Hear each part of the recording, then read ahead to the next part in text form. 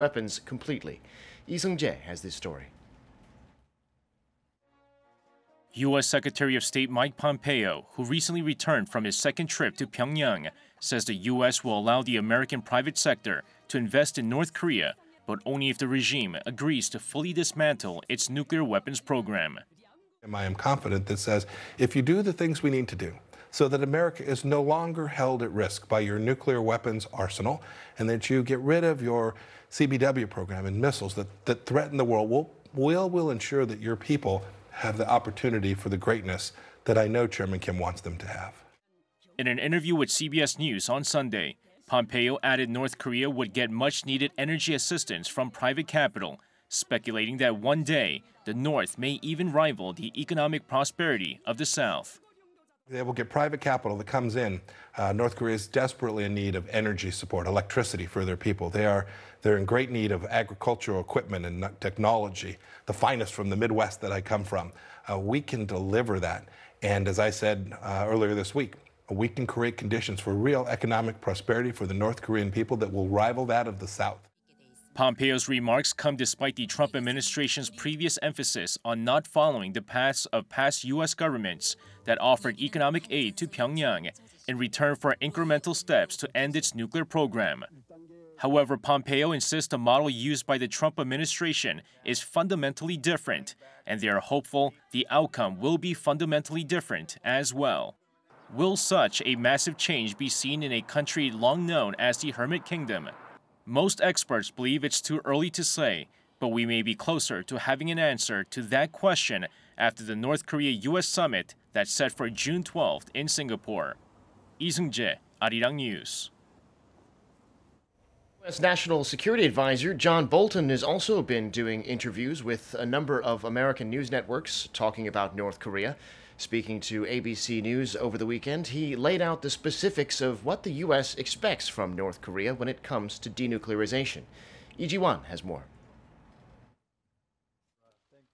As the first North Korea-U.S. summit draws ever closer, observers are also getting a clearer picture on how Pyongyang's denuclearization will go. In an interview with ABC News on Sunday, U.S. National Security Advisor John Bolton went through the specifics of the permanent and irreversible denuclearization the Trump administration wants to see. He said a permanent denuclearization would mean not just dismantling its nuclear weapons, but also involve the regime giving up its uranium enrichment and plutonium reprocessing programs, as the North had previously agreed to do.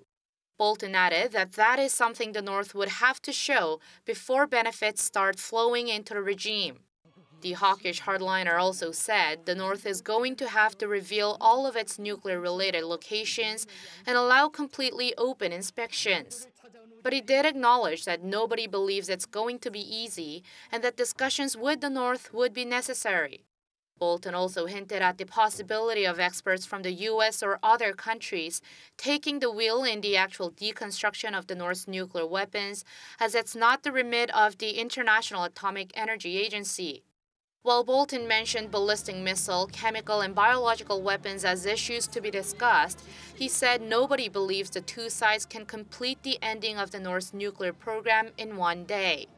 But he said the U.S. is very interested in operationalizing the commitment as quickly as possible, and that too is in Pyongyang's interest if it wants economic rewards fast. In light of the 3 American detainees having safely returned to the U.S. last week, Bolton said human rights is also likely to be on the table when President Trump and Kim Jong-un meet in Singapore on June 12th.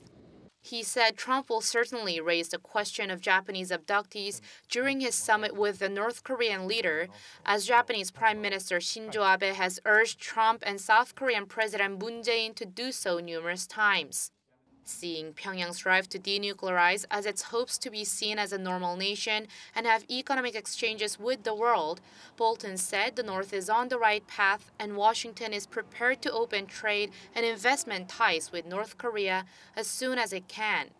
Lee Ji-won, Arirang News. An Asiana Airlines plane was involved in a collision on Sunday at the main airport in Istanbul, Turkey. No one was injured, but passengers are facing flight delays. Asiana says one of its A330 jets was taxiing at Ataturk Airport before a flight to Seoul when its wing hit the tail of a Turkish Airlines plane that was parked, damaging both jets. A small fire broke out on the Turkish plane and was extinguished. With an investigation now underway, security camera footage appears to show the Turkish plane was at least a couple of dozen meters from where it would normally park, meaning its tail was sticking out into the taxiway used by the Asiana plane. The Korean carrier substituted another aircraft for the damaged one and rescheduled the Incheon-bound flight to Monday afternoon, Istanbul time. A family in Indonesia launched a wave of suicide bombings on Sunday, killing at least 13 people and wounding 40 others. They were the deadliest attacks in the Southeast Asian country since the 2005 Bali bombings, which killed 20. Noaram reports. The family of 6 were inspired by the Islamic State group, which has claimed responsibility for the attacks in Indonesia's second-largest city of Surabaya. Local police say the husband and father of 4 detonated a car bomb in front of a church. Minutes later, his wife and 2 daughters, the youngest of whom was just 9 years old, attacked a second church, and a third was targeted by 2 sons aged 18 and 16 using a motorcycle with bombs on their laps. Police said the family had returned to Indonesia from Syria, where until recently IS controlled significant territory. President Joko Widodo visited the scene of the attacks, describing them as barbaric and beyond the limits of humanity. Pope Francis also offered his prayers for the victims. Streets around the bombed churches were blocked and heavily armed police stood guard as forensic and bomb squad officers combed the area for clues. The attacks are the deadliest in Indonesia, linked to IS, and the worst since October 2005, when 3 suicide bombers blew themselves up in Bali restaurants, killing 20 people. Although Indonesia has had some success in cracking down on terrorism, there has been a resurgence of Islamic attacks in recent years amid the rise of IS overseas. Noaram, Arirang News. China's first domestically built aircraft carrier has begun its sea trials in an historic step for China as it works to build a world-class navy. Reports say the country plans to have at least 4 aircraft carriers by 2028. Ko Ryun-hee explains. China's new aircraft carrier left the northern port of Dalian in Liaoning province on Sunday morning to begin its sea trials. The preparations have been completed. I am reporting to get permission to leave the dock. The Chinese Ministry of National Defense announced the trials on its website, saying the aircraft carrier set out from Dalian shipyard for sea trials, which will mainly test the reliability and stability of the carrier's power system and other equipment. This is China's second aircraft carrier. The Chinese Navy launched its first one in 2012 after remodeling a Soviet-built vessel purchased from Ukraine. However, this new aircraft carrier is the first one fully designed and produced by Chinese shipbuilders and is capable of transporting about 40 aircraft. Experts say its development is aimed at boosting China's international presence. Everything, including the radar and equipment in the carrier, is based on China's own technology. This shows China's will to manufacture products in all industries, including the military. Chinese news outlets say the country aims to build between 4 and 6 aircraft carriers by 2028 to compete with its cheap Pacific rival. China's move will not only show its maritime power to countries in and around Northeast Asia, but also the United States. This will greatly affect the United States and China's fight for hegemony in the Pacific Ocean. The aircraft carrier expected to be formally commissioned by 2020 after China addresses any problems that arise during the trial. Ko Ryun-hee, Arirang News. I'm Devin Whiting, and those are your news headlines for this hour.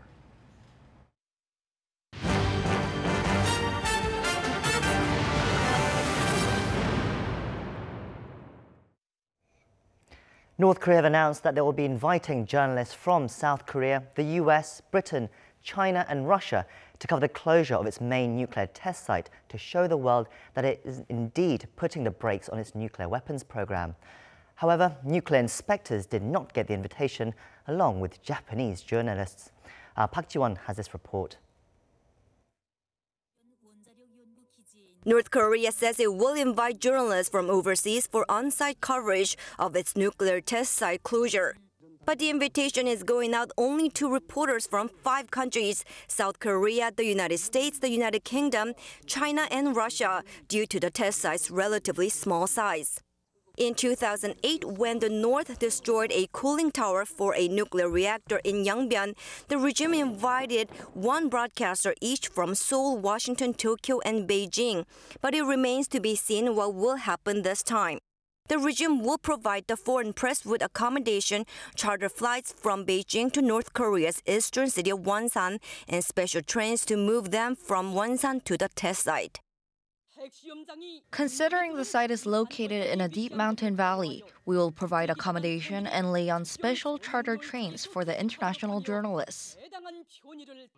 A press center is also to be set up so journalists can file reports, meaning the dismantlement process is not likely to be broadcast live, but as recorded footage. However, it's noteworthy that only 5 countries are invited, and Japan is excluded. Experts say the exclusion shows the thorny relationship between Pyongyang and Tokyo surrounding many unresolved issues, like the Japanese civilians abducted by the North in 1970s and 80s. All neighboring countries of the Korean Peninsula are invited except Japan. This shows the sour relationship between Pyongyang and Tokyo. Meanwhile, North Korea says explosives will be used to collapse all the tunnels at the Punggye test site, and entry to the site will be completely blocked. The observation facilities, research institutes, and guard units will also be removed. However, nuclear experts are to be excluded, such as those from the International Atomic Energy Agency. Some experts say the action could be North Korea's strategy to minimize exposure of its nuclear capabilities before its summit with the U.S. and any follow-up talks with Washington. Park Ji-won, Arirang News. Now, to discuss this issue in more detail, we have with us in the studio Professor Kim Hyun-wook from the Korea National Diplomacy Academy. Professor, thank you for coming in today. Thank you. Now, as the previous report just said, North Korea has announced it will dismantle its Punggye nuclear test site, and it will invite foreign journalists to come watch. The question I want to ask is, why do you think Pyongyang is doing this, and what message is North Korea trying to send out? Well, I think it definitely is a very important, significant signal to the United States that the North Korea is now beginning to demolish all the test sites that North Korea promised to the United States they would. South Korean government mentioned that this is a very significant meaning that denuclearization of North Korea is just a beginning. So, I mean, it itself is a very good signal before we have a North Korea-US summit meeting. But we have to have 2 different perceptions of it. If things goes okay, I think this will be just a very good beginning for the future denuclearization of North Korea. I think the U.S. is still have South Korean government is very optimistic about this. Maybe because North Korea and the U.S. already have agreed upon many important things when Pompeo visited Pyongyang. So I think they have a deal, they have pathways, and it will be just a beginning of all these long pathways. But a rather pessimistic view is that we can think about what happened before. I mean, they tested nuclear weapons and demolished the cooling tower, but afterwards, 2009, they tested again. So, some experts in the United States is a little bit skeptical about this, demolition of, Punggye nuclear site. You mentioned the skepticism there. Mm-hmm. What's notable is Pyongyang invited journalists, but no nuclear inspectors or experts. I mean, whether we can verify they've been dismantled properly is a question. This isn't a very good sign, wouldn't you say, though? Yes, if the inspectors go in and inspect those nuclear sites, I think this can give a lot of information about what kinds of nuclear weapons and nuclear warheads North Korea have already. And based upon this information, I think the U.S. and inspectors, NIA inspectors would go in and check out what kinds of weapon system that North Korea has. So based upon the reporting and monitoring of North Korea, they can judge if this is enough monitoring or not. North Korea might have more sites and arsenals so that they can request more sites to be open and reported. But, it's sad that they didn't do any investigation and just demolished it. But I think this would mean that there has been already some agreement between North Korea and the United States not to do it, because maybe the U.S. has enough information about what sites and what kind of capabilities and production sites North Korea has, enough information of where to check out and where to request to open and see and report. Or maybe, the countries have agreed that all these verification process is very rigid. So maybe the U.S. might have judged that even though there is no verification of nuclear sites at Punggye-ri, U.S. is confident that they can go in and check out whether North Korea is cheating or not. So yes, a little bit of a PR stunt to the international media. Apart from one notable absentee, as that was mentioned in the report, no journalists from Japan seem to be invited. Now, this omission is quite conspicuous because Japan was one of the original six-party talks members when North Korea previously made the denuclearization agreement. Do you think this is a deliberate snub of Japan? Yes, you mentioned that, on the surface, seems like North Korea is ignoring Japan because Japanese attitude towards North Korea until now has been very hardline and also had input to the United States policymakers to be more hawkish towards North Korea, requesting some more agenda to be added into the U.S. request to the North Koreans.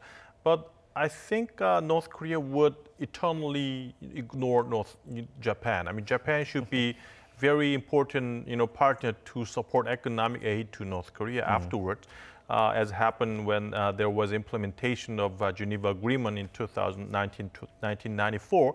So maybe this is, I think, North Korean diplomatic strategies to make Japan passing more serious problem and making Abe to be more jealous about other countries gang up to deal with North Korea issues. Oh, Japan, we are only the one that's past eager to be partners, and maybe that's kind of diplomatic strategy to get more and more economic support from Japan.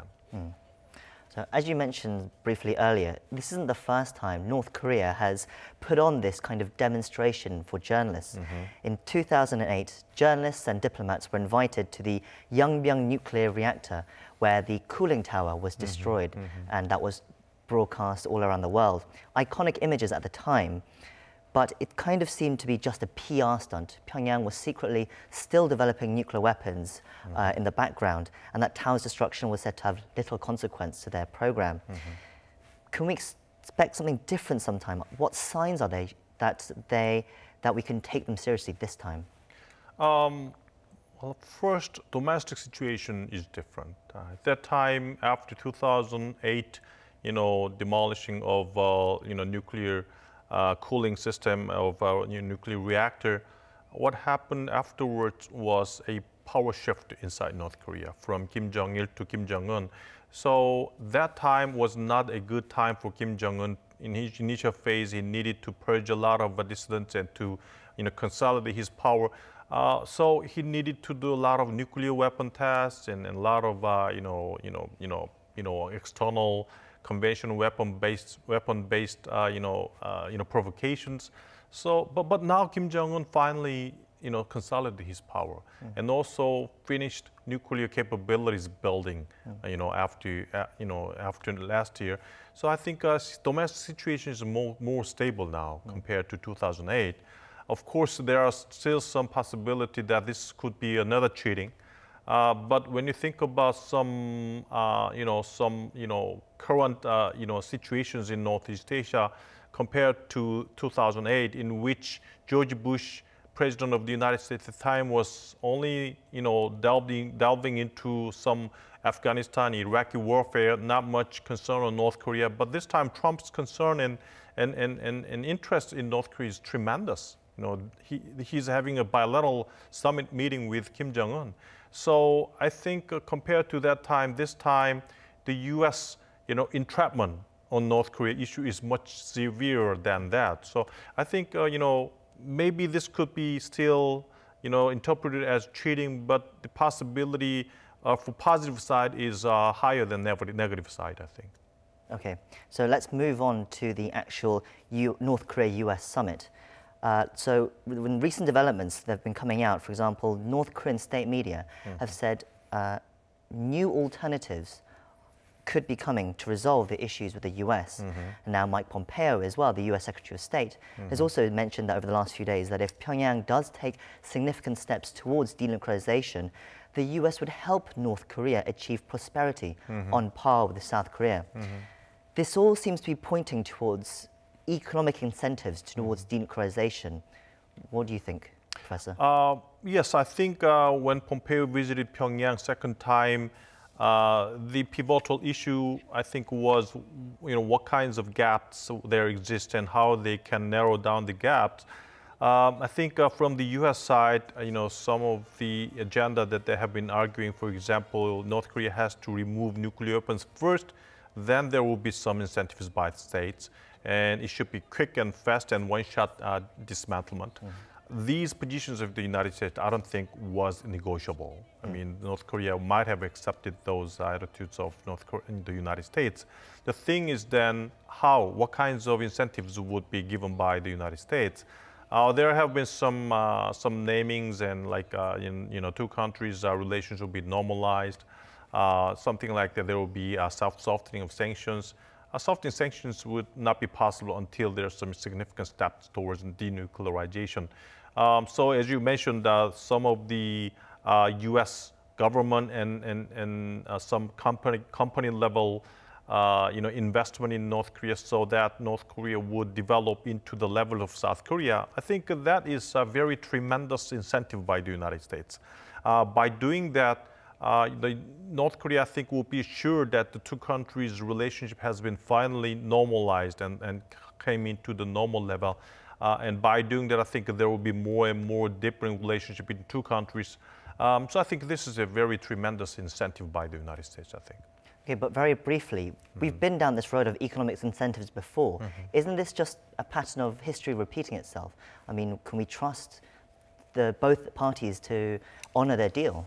That, I think, there is a very strange negotiation going on. Okay, let's think about it. The U.S., a very tremendous country, big country. North Korea has been always thinking that, it's all because of the U.S. anti-North Korea policies that North Korea is developing nuclear weapons. The threat perception is there, but North Korea is guarding down its nuclear programs. That is very, ridiculous. I mean, from the realistic perspective of what international relations scholars, there has been always balances, balance of power, balance of threat, balance of terror. But what North Korea is doing now is guarding down with some incentives that's not related to the security of North Korea when there still exists a security in the United States. So, I mean, it's unbelievable. Maybe Kim Jong-un is thinking totally differently about, its future of North Korea and his future. Trump, he's accepting North Korea and Kim Jong-un's proposal. So from the theoretical point of view, international relations theoretical point of view, this deal is very an astonishing deal that never happened in history before. Okay. Finally, just before we go, there are tentative reports that which say Chinese President Xi Jinping might be planning to go to Singapore for the North Korea-US summit. Now, along with that, there are also talks that President Moon Jae-in from South Korea should go as well, seeing as he brokered the inter-Korean talks. Could there be a possibility of three-way summit or four-way summit in Singapore in the next month? Sure. President Moon Jae-in have repeatedly mentioned that the three-party or four-party based declaration of the Korean War ending would be possible. China is afraid that it would be excluded from that kind of talk. There have been more and more talks between North Korea and China. China going into Singapore is very understandable. It wants to be part of the Korean Peninsula issues. Does not want the U.S. to be the only country that deals with the Korean Peninsula issues. Korean Peninsula has been a very important buffer to China. China does not want to lose it. So if Xi Jinping goes to Singapore, that's very understandable behavior. If that happens, Moon Jae-in would go too. Well, thank you for your time for coming in today. That's all we have time for. And as always, we hope to see you again soon. Thank you very much. Now, that's all we have time for this newscast, but do tune in again to Arirang News throughout the day for the latest news updates from Korea and around the world. Thank you for watching and see you again next time. Goodbye.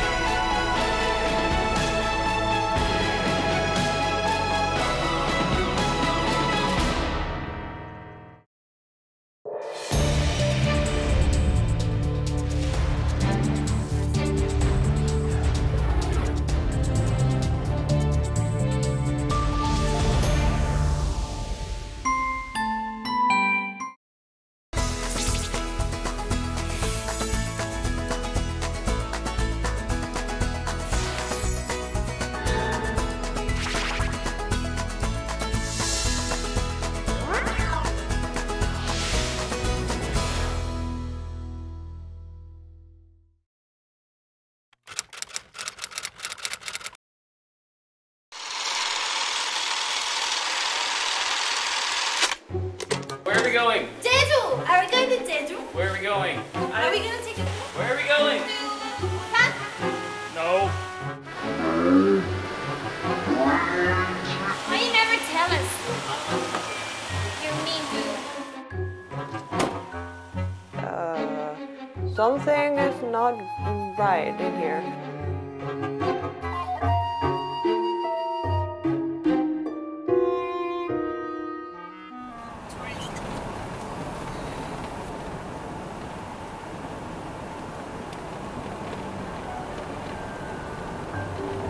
It'd be really cool if the next trip were something of a physical challenge. I don't know what it would be. Maybe we're hiking, maybe we're surfing. I think we make a good team because I think the three of us match very well in our style of traveling.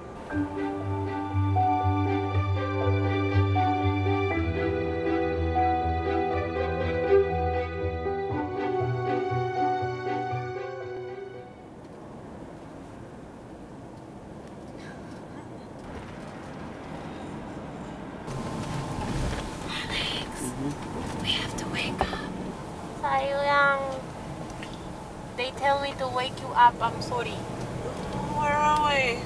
We are in the middle of the mountain. Okay, cool. But the point is, like mountain trees are everywhere in Korea. But I saw there is a sign, and it says Yang Yang. Oh, Yang Yang. What? There's Yang Yang. Yang Yang?